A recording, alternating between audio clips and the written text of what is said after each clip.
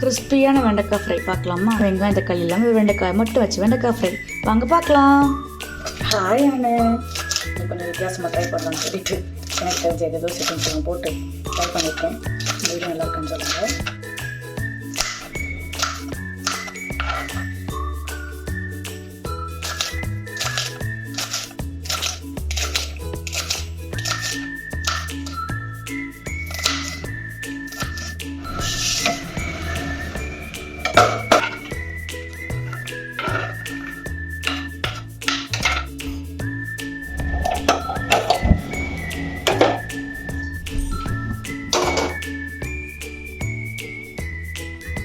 எண்ணெய் நிறைய விட்டுக்கலாம்.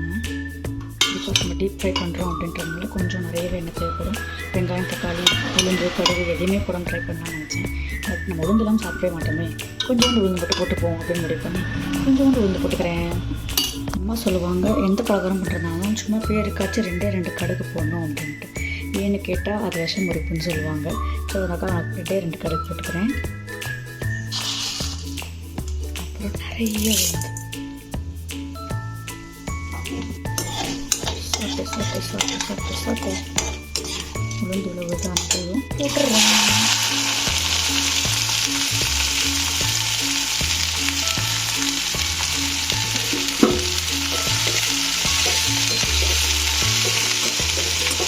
அவ்வளோதான். இதை அப்படியே ஒரு 10 minutes சின்ன கலரு விட்டு பண்ணாமல் எதுவுமே போடாமல் அப்படியே ஃப்ரை பண்ணோம்னா கொஞ்சம் கலர் மாறும். இன்னும் கொஞ்சம் நேரம் அப்படியே 10 நிமிஷம் வைக்கணும்னா ரொம்ப நல்லாவே மாறிடும். அதுக்கப்புறம் கொஞ்சம் விட்டு மிளகாத்தூள் போட்டு இறக்கிடலாம். வேணும்னா கருவேப்பிலை போட்டுக்கலாம். நான் கருவேப்பிலை வச்சுருக்கேன், அப்புறமா போட்டுக்கிறேன். நான் போட்ட எண்ணெய் எனக்கு பார்க்கலன்னு நினைக்கிறேன். இன்னும் கொஞ்சம் எண்ணெய் ஆட் பண்ணிக்கிறேன். நான் கடலை எண்ணெய் யூஸ் பண்ணுறதுனால ஏர்லியராகவே யூஸ் பண்ணிட்டோம் அப்படின்னா அந்த ஸ்மெல் நமக்கு வராது. குக் ஃபுல்லாக வரும்போது இன்கேஸ் நீங்கள் லாஸ்ட்டில் விட்டீங்க அப்படின்னா ரொம்ப அந்த கடலை எண்ணெய் ஸ்மெல் வரும். ஸோ உங்களுக்கு என்ன வேணும்னு தோணுச்சுன்னா ஃபஸ்ட்டில் விட்டுருங்க. இந்த கலர் வீடியோ பார்க்க ரொம்ப அழகாக இருக்குல்ல வெண்டைக்காய். பட் என்கிட்ட பார்க்கும்போது இந்த வெண்டைக்காய் இந்தளவுக்கு ப்ரைட்டாக தெரியல.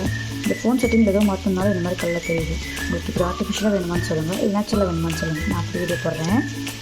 எனக்கு ஒருத்தவங்க ஒரு டிப்ஸ் சொல்லி கொடுத்தாங்க. வெண்டைக்காயோட பிசுபிசுப்பு தன்மை போகணும், இவ்வளோ பிசுபிசுப்பாக இருக்கக்கூடாது அப்படின்னா கட் பண்ணி ஒரு 1/2 hour 1 hour ஃப்ரிட்ஜில் வச்சிட்டோம் அப்படின்னா பிசுபிசுன்னு இருக்காது. பட் நான் அதுக்கு ட்ரை பண்ணதில்லை. எங்கள் அம்மா சொல்லி கொடுத்தது ஃப்ரெஷ்ஷாக கட் பண்ணி ஃப்ரெஷ்ஷாக சமைச்சணுன்ட்டு. ஸோ நான் ஃப்ரெஷ்ஷாக கட் பண்ணி ஃப்ரெஷ்ஷாக சமைச்சிடுவேன். இந்த வெங்காயம் தேவைப்பட்டுச்சுன்னா யூஸ் பண்ணிக்கோங்க. வாவ், சூப்பராக வந்துச்சுல. அதில் எதுவுமே போடலை, வெறும் ஆயில், சும்மா 2 கடுகு, கொஞ்சோண்டு விழுந்து போட்டுட்டு எண்ணெய்க்காய் போட்டுட்டேன்.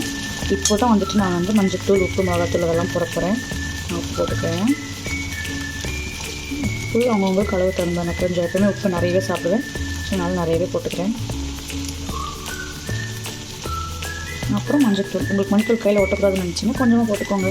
பிரச்சனை நினச்சா நிறைய போட்டுக்கோங்க. நான் நிறைய போட்டுப்பேன். அண்ட் ஃபைனலி மிளகாத்தூள்.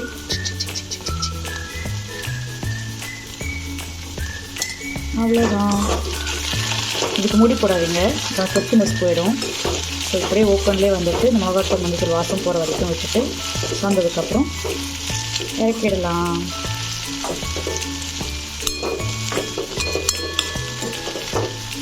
இங்கே பாருங்கள், நான் இப்போ எடுத்து காமிக்கிறேன். கொஞ்சம் கூட எனக்கு தெரியலை. ஸோ இந்த ஸ்டேஜில் நான் எடுத்துக்கிறேன். கொஞ்சம் ஆயில் கூட தான், நான் இதுக்கு இந்த மாதிரி பண்ணது கிடையாது. இட்ஸ் ஓகே, நெக்ஸ்ட் கரெக்ட் பண்ணிக்கலாம். அவ்வளோதான். இப்போ நம்ம ட்ரான்ஸ்ஃபர் பண்ணிடலாம். நான் வீடியோ எடுக்கிறதுனால இதை ஆற வச்சுட்டு அதுக்கப்புறம் ட்ரான்ஸ்ஃபர் பண்ணுறேன். ஒரு 5 minutes விட்டதுக்கப்புறம் ட்ரான்ஸ்ஃபர் பண்ணுறேன். நீங்களும் அதே மாதிரி பண்ணுங்கள். உடனே ட்ரான்ஸ்ஃபர் பண்ணிங்க அப்படின்னா அதோட ஃபுல் டேஸ்ட் இருக்காதுன்னு சொல்லுவாங்க எங்கள் அம்மா. ஸோ நீங்கள் அதே மாதிரி கொஞ்சம் 5 minutes விட்டுட்டு அப்புறம் ட்ரான்ஸ்ஃபர் பண்ணுங்கள். ஸோ தட் எல்லாமே கலந்து மிக்ஸ் ஆகி கரெக்டாக வந்துடும்.